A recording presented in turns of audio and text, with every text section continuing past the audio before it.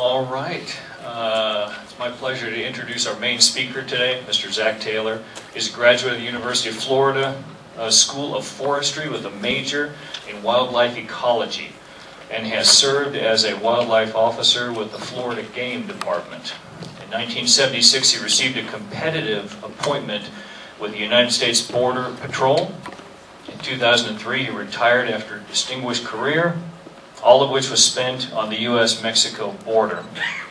His primary duty was patrolling the border for drug and alien intrusions in the United States on both private and public lands.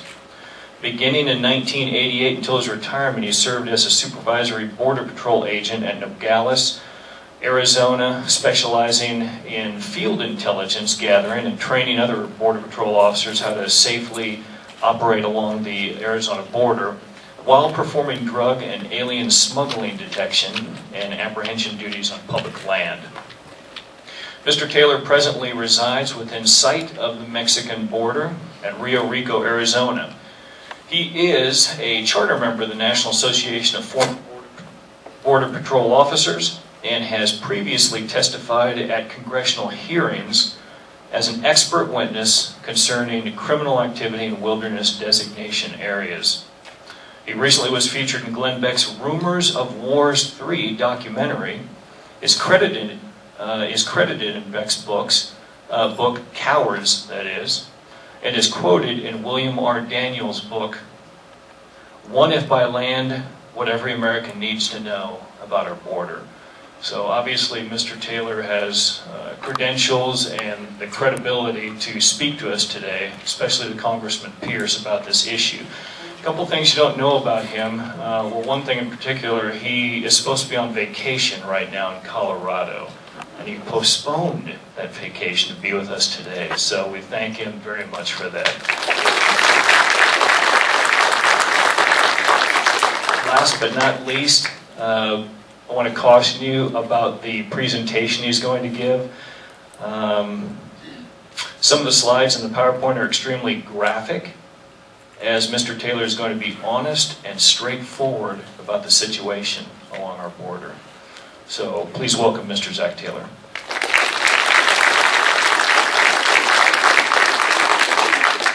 Thank you very much. Congressman Pearce. The NAFBPO seal here was formed to bring the American public the truth as we know it regarding border-related issues, because we saw that there was a widespread false narrative being disseminated on the issues. I am the designated border security expert for NAFBPO. Today's presentation is an intelligence briefing about criminal violence associated with the U.S.-Mexico border for Arizona and New Mexico. Basic intelligence is comprised of a collection of individual events. I'll show you some individual events.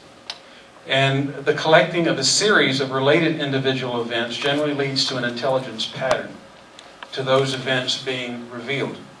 Once the pattern is identified and determined to have continued over time, it may be called a trend.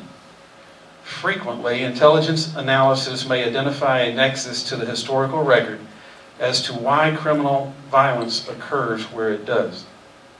Arriving at a nexus of criminal violence along the Arizona-New Mexico border is similar to a medical doctor arriving at a diagnosis of an illness through a medical analysis of the known symptoms. In other words, until it happens, you can't evaluate it. Now, I'm going to help you. As you notice, this fades in. And over time, when you watch intelligence and you track it by individual events, you will see on the map the revelation of where the violence is happening, what kind of violence it is. But if you don't track it over time, you won't get that pattern. National security is largely a function of the federal government. Public safety, on the other hand, is largely under the purview of the state and local government. However, the closer to the border these two factors are viewed, the more they tend to overlap.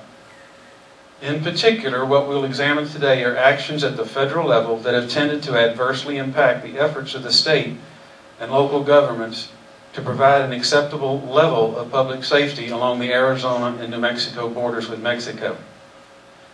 The adverse effects of diminished public safety primarily impact the family unit, which is the foundation of American society, which is the focus of this presentation today. In our little community of Rio Rico, in 7 years, we've had 6 principals at the high school. We have 8th grade kids bringing 4 pounds of heroin to school. That is not the environment you want to raise your children in. Another map. This is a map of southern Arizona showing that 62% of the Arizona border is federal public land.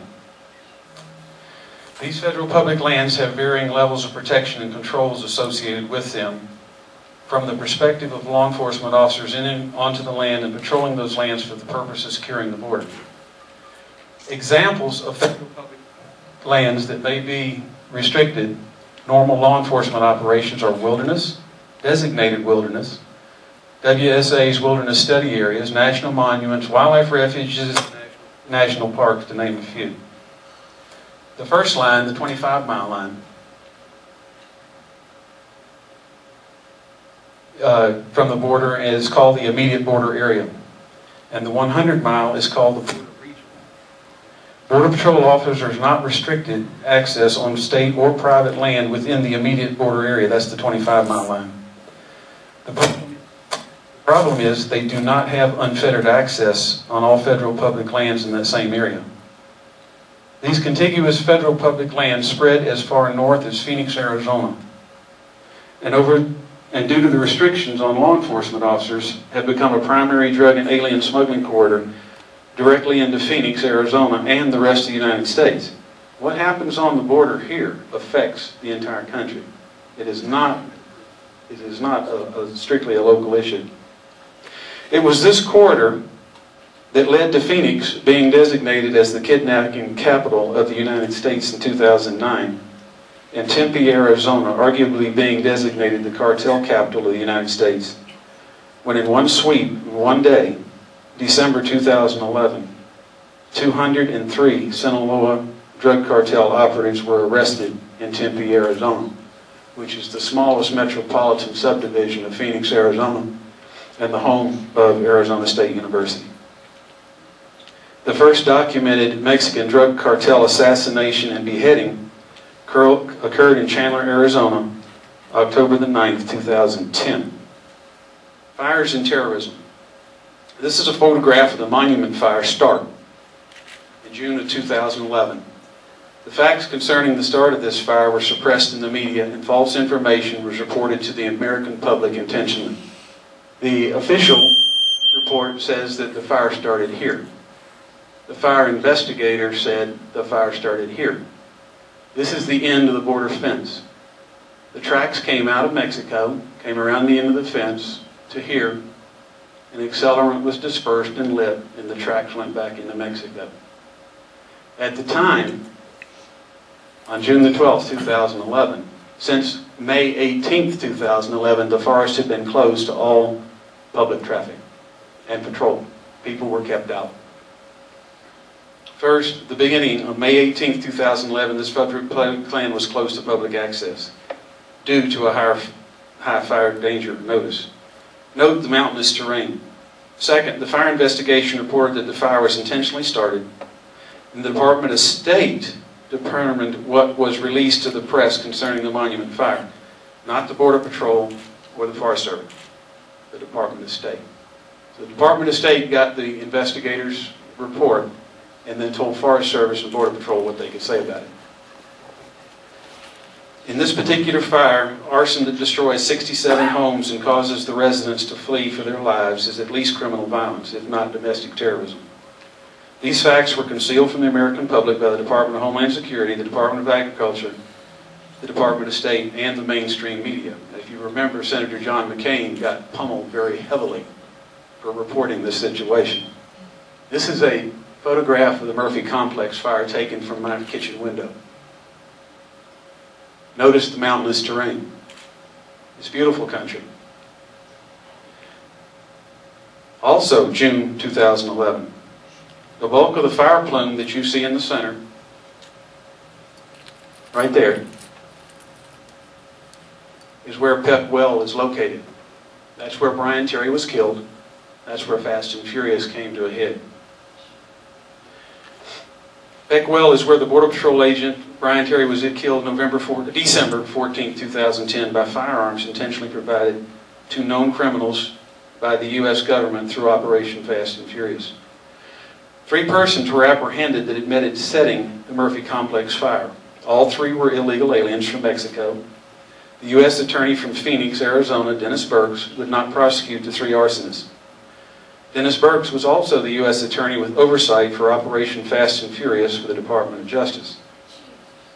The Wildlands firefighter, incident commander for the Murphy Complex fire, went to the largest paper in the state of Arizona, the Arizona Republic,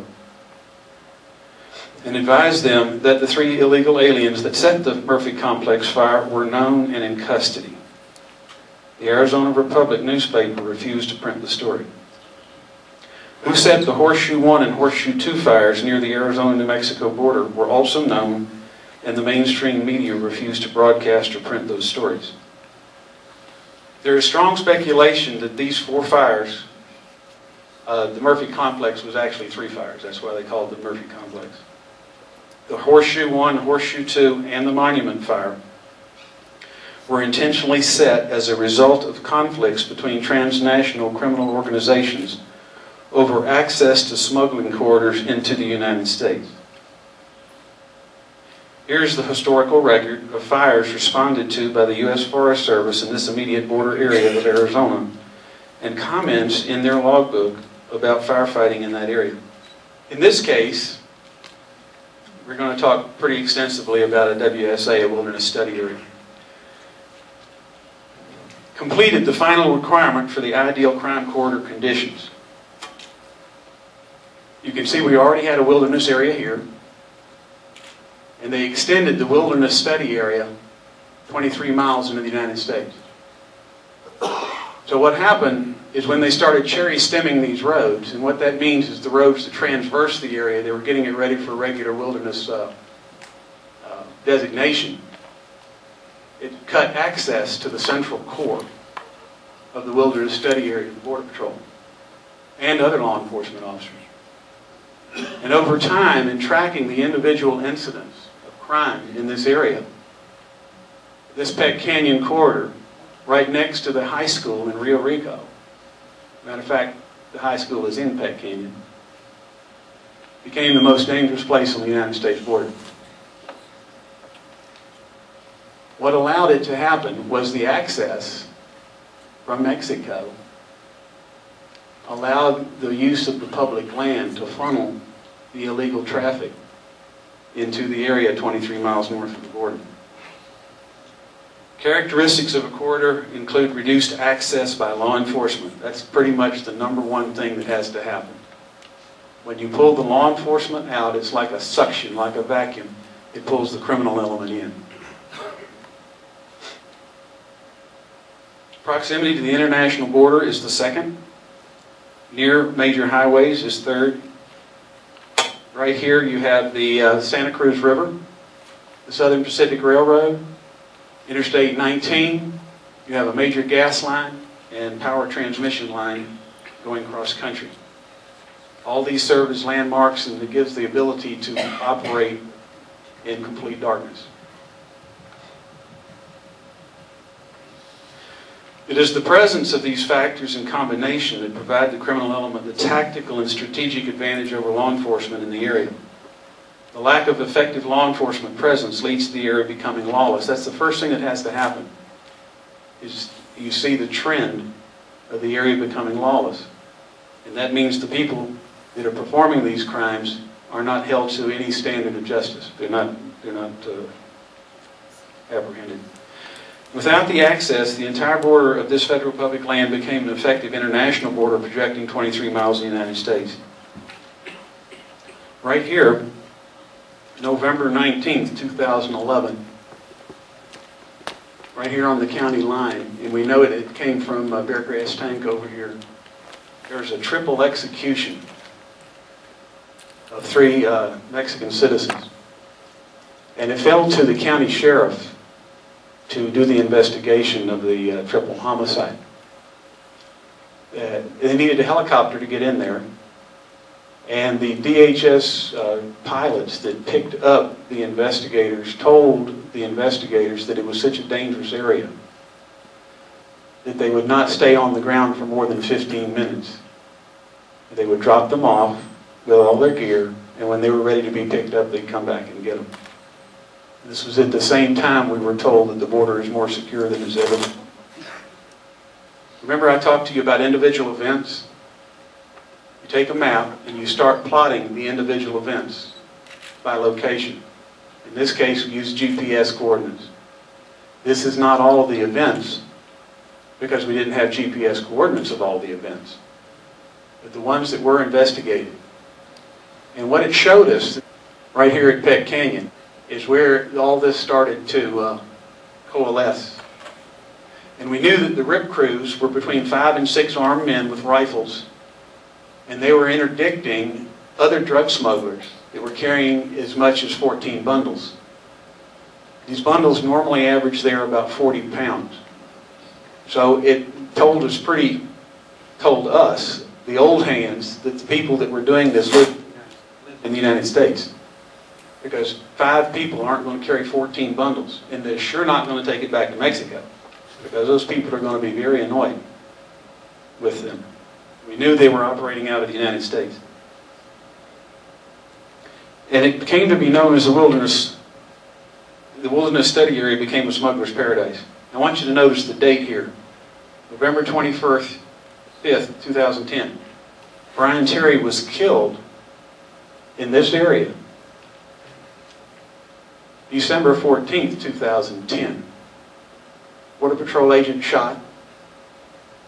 Border Patrol agent takes smuggler's fire. That sounds pretty innocuous, doesn't it?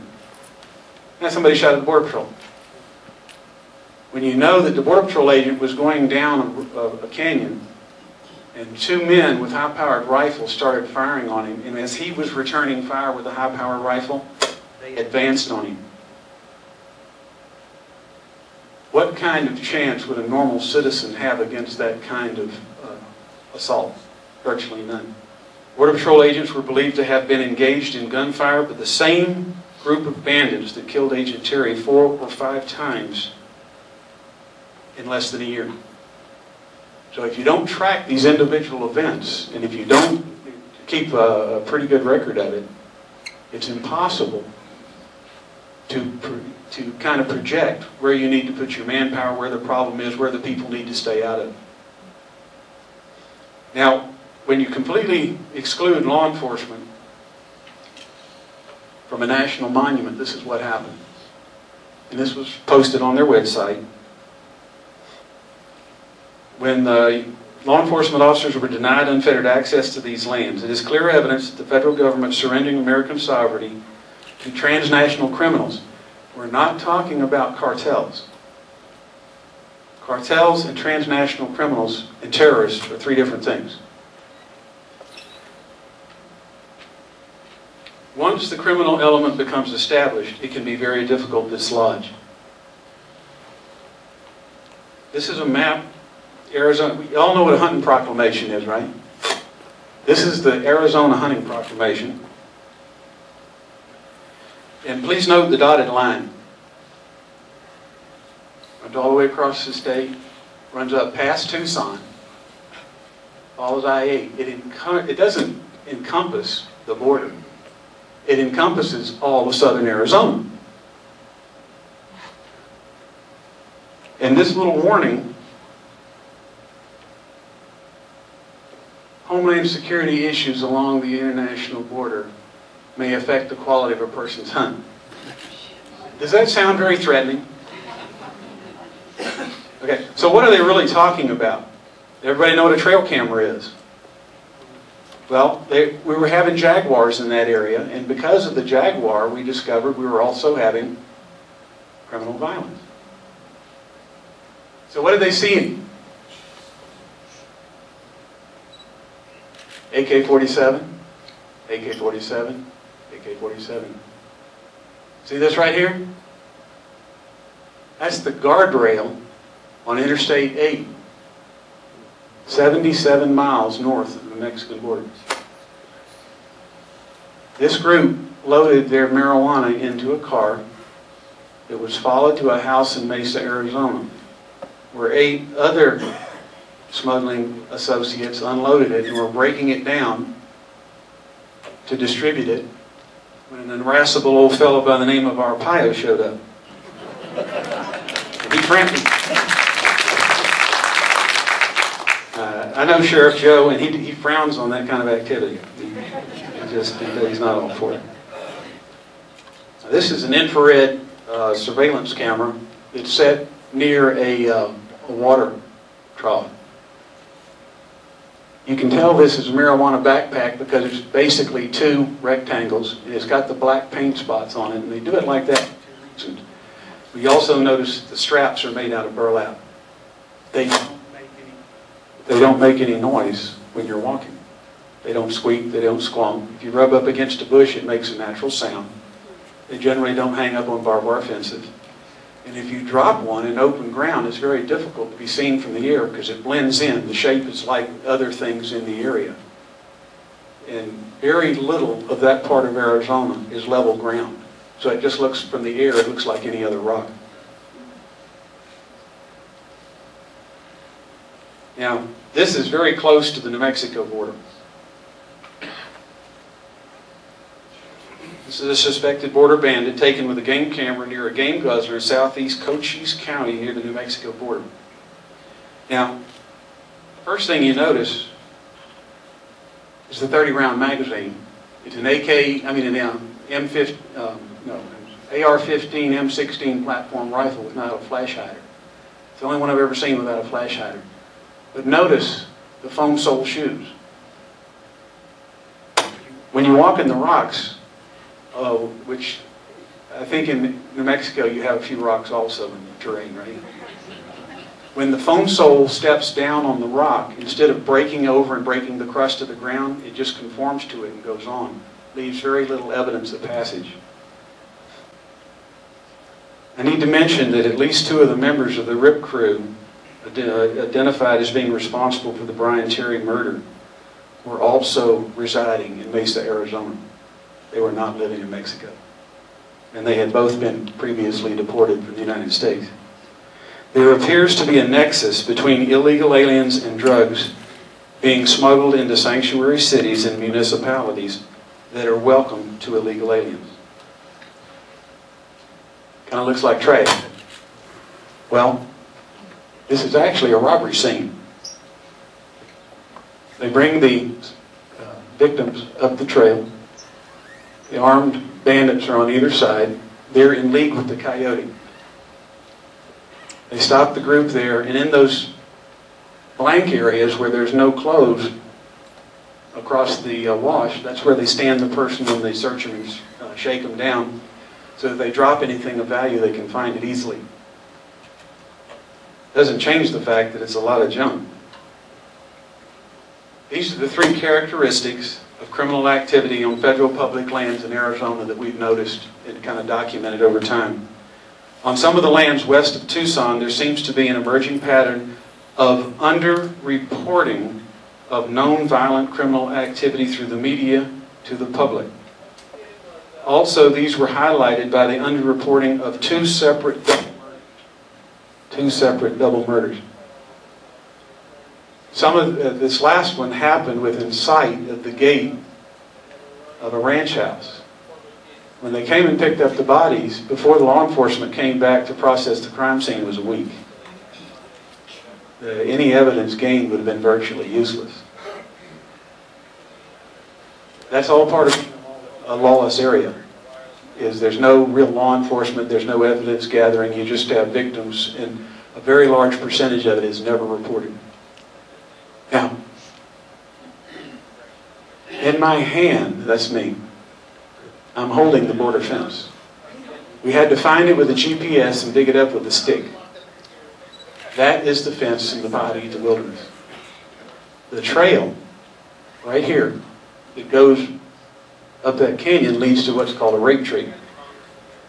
If the Border Patrol or law enforcement had unfettered access to that area, there would be a road there. This is what a rape tree looks like. The undergarments are hung on the tree. Rape is a crime of violence. This is a photograph of a trainer bra and a pair of small panties that showed obvious signs of being ripped off of a small female victim near this rape tree. And you can clearly see where it's torn, all 4 places on the underwear. Tubac, Arizona. I think you saw in the northeast corner of the wilderness study area, it showed Tubac. What happens when they start probing further and further into the United States, when they start unloading their drug and alien loads as they move into the populated areas? In this particular case, this guy set off a sensor in the wilderness study area, came out into the Tubac area where the Border Patrol agents were waiting. As soon as this person saw the Border Patrol agent, they opened fire. And it's what's called an exchange of gunfire. At about 10 feet, this guy missed the agent 6 times. The agent reported getting very excited, and he returned fire and was successful in surviving the incident. On this hat here, he had an embroidered marijuana plant. And if you saw this 23-year-old guy walking down the street in Las Cruces or Albuquerque, you would think absolutely nothing about it. It's because these people that do these kind of things are already embedded in our society. Note the bundle of marijuana is still attached to his bag. Notice the straps made out of burlap and reinforced with rope in the rectangular shape of the bundle. Now get ready. This is a group of illegal aliens that crossed on April 24th, 2012. They were wearing booties that they buy in Mexico that are made out of carpet. What it does is it makes it very difficult to read the track or the number of people. The water jugs are either painted black or come dark brown so that they don't show up or shine or reflect light. They're a dull surface. So if you see these dark water jugs or these booties, and in particular large black plastic bags that look like they're relatively unused, that's a sure sign that you've got significant alien smuggling in your area. But what is interesting about this particular group, notice that it's right after daylight. See the sun angle? And you can see by the shadow there's still people coming. I think there was 23 in this group.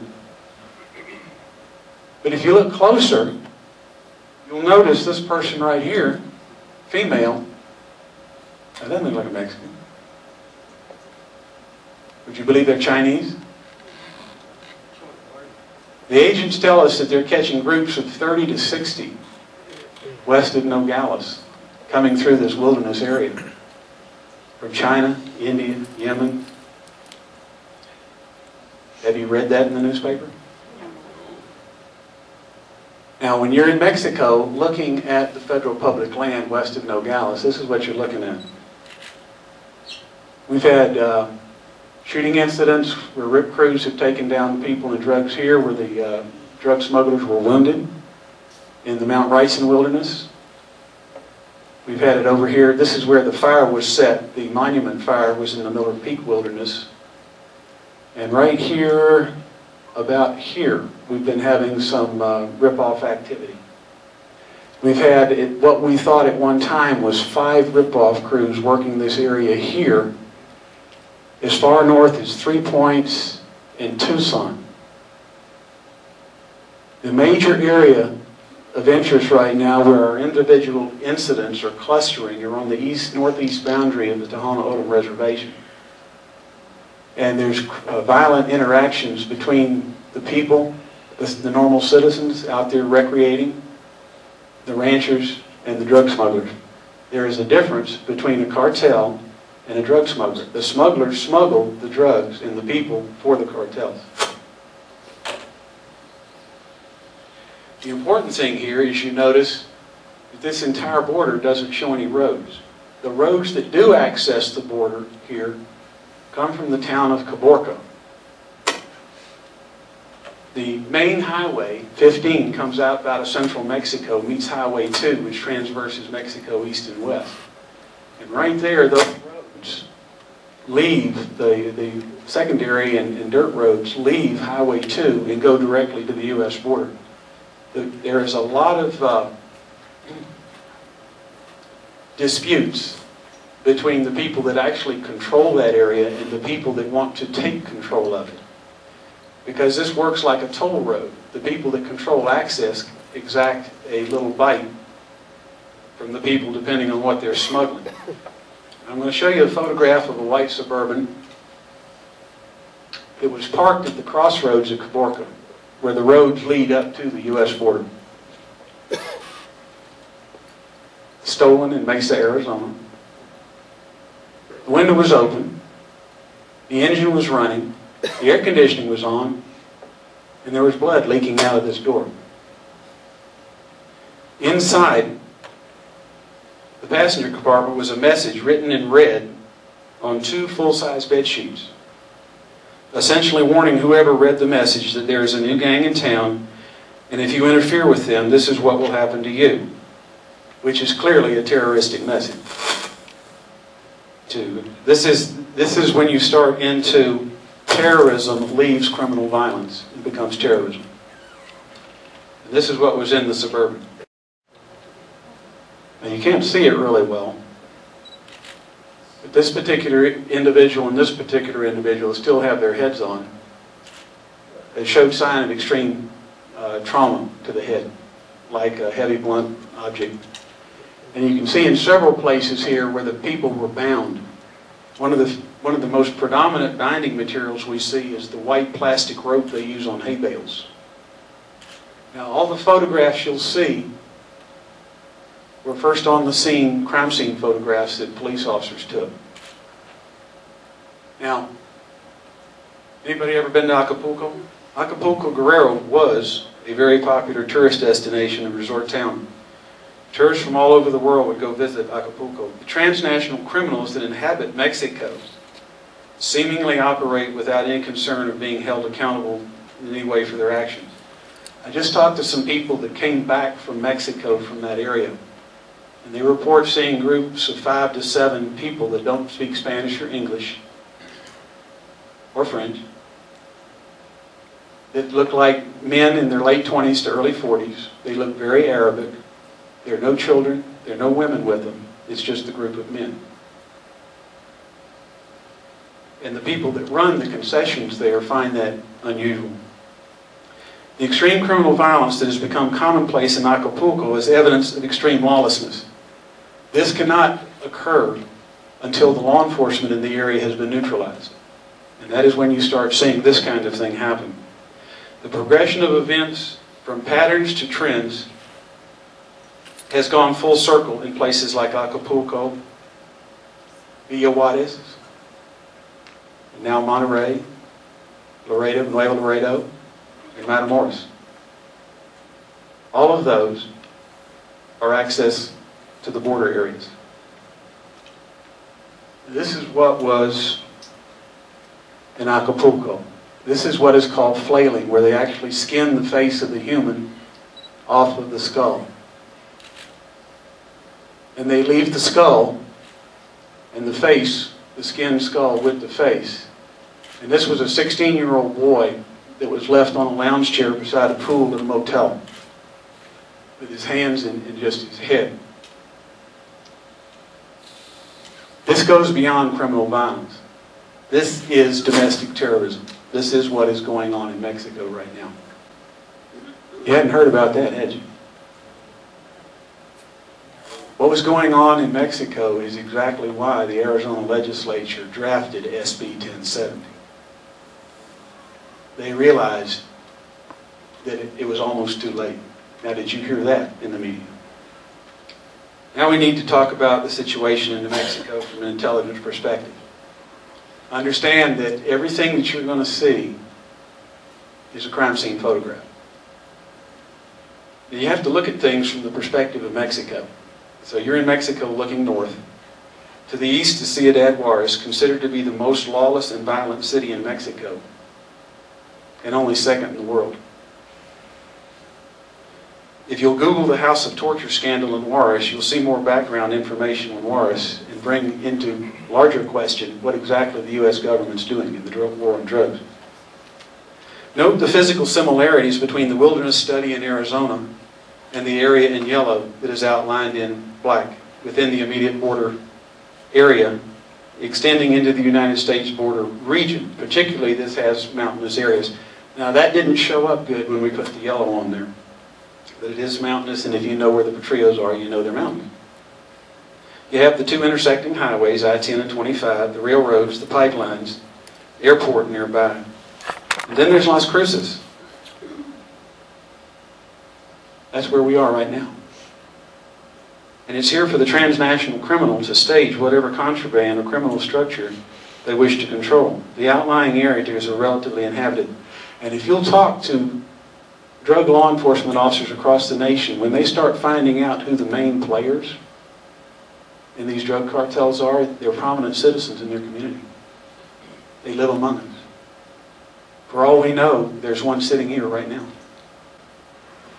There are secondary roads that access the interior of Doña Ana County, uninhabited corridors flanking the law enforcement controls in place leading to Albuquerque and the interior of the United States.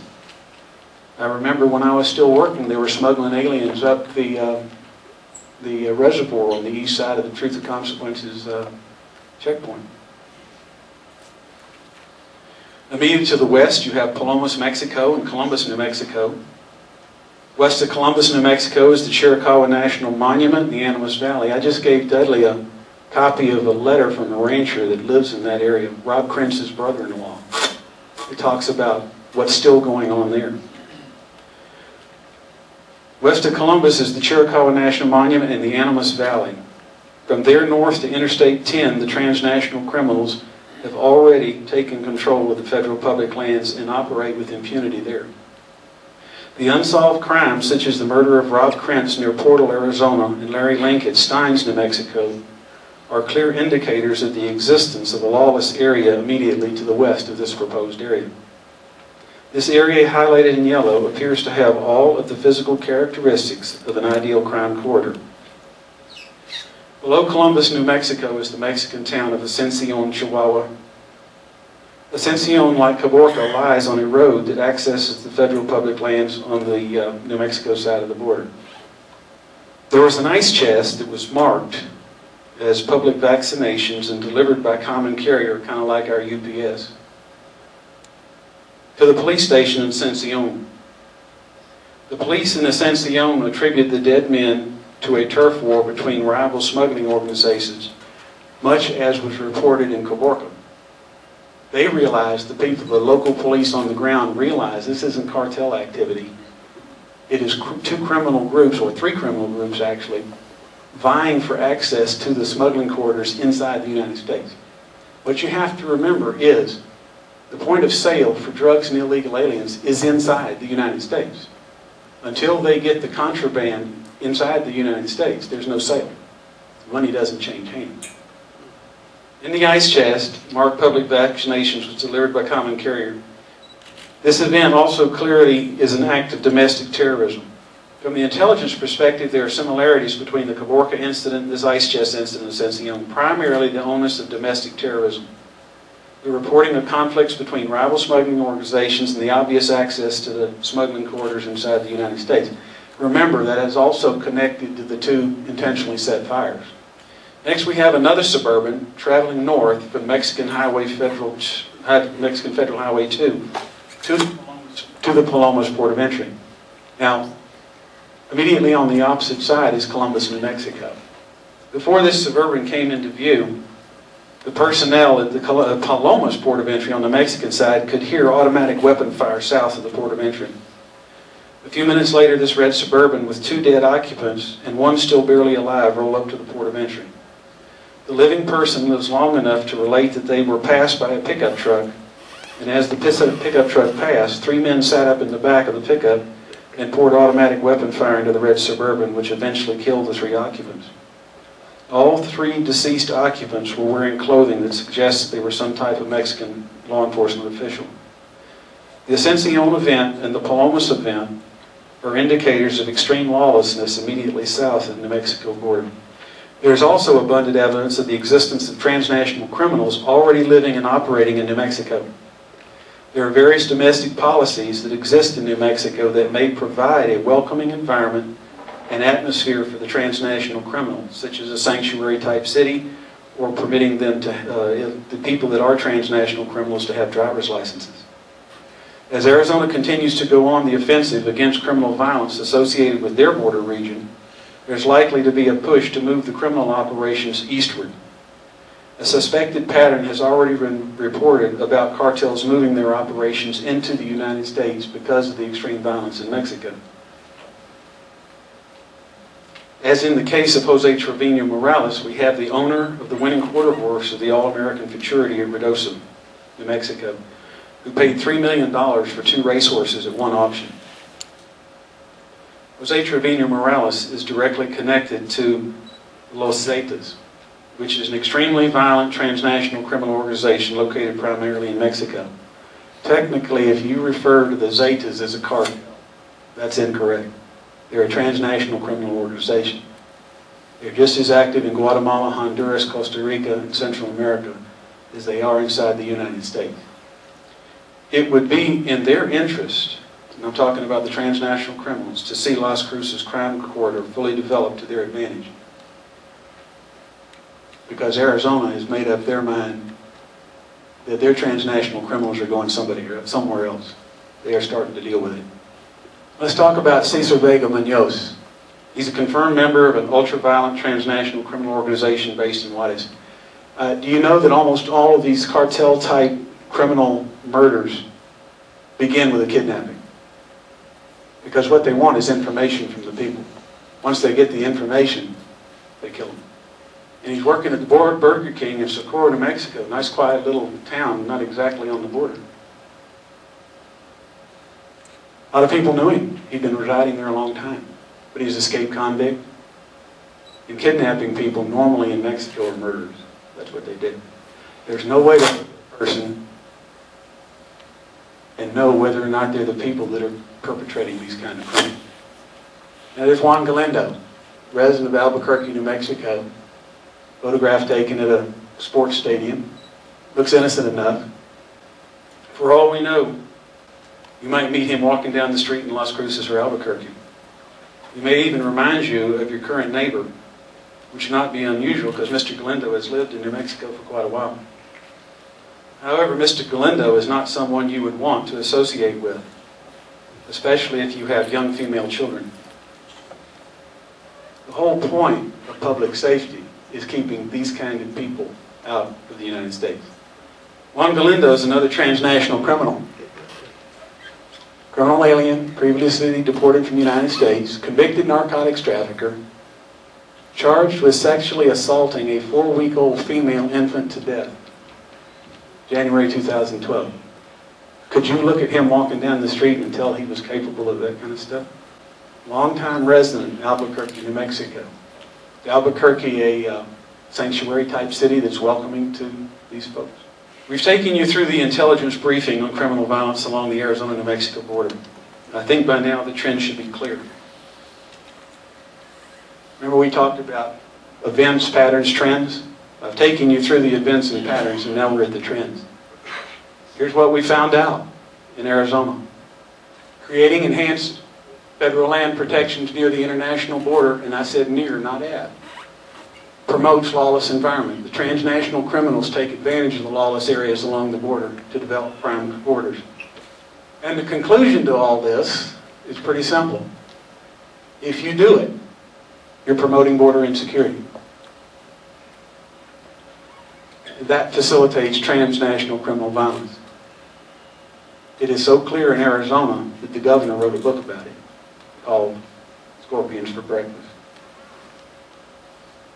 I hadn't read her book until after I did this PowerPoint. They're parallel. The information that Arizona has gained, please take benefit of it in New Mexico. You don't want these people over here. Thank you.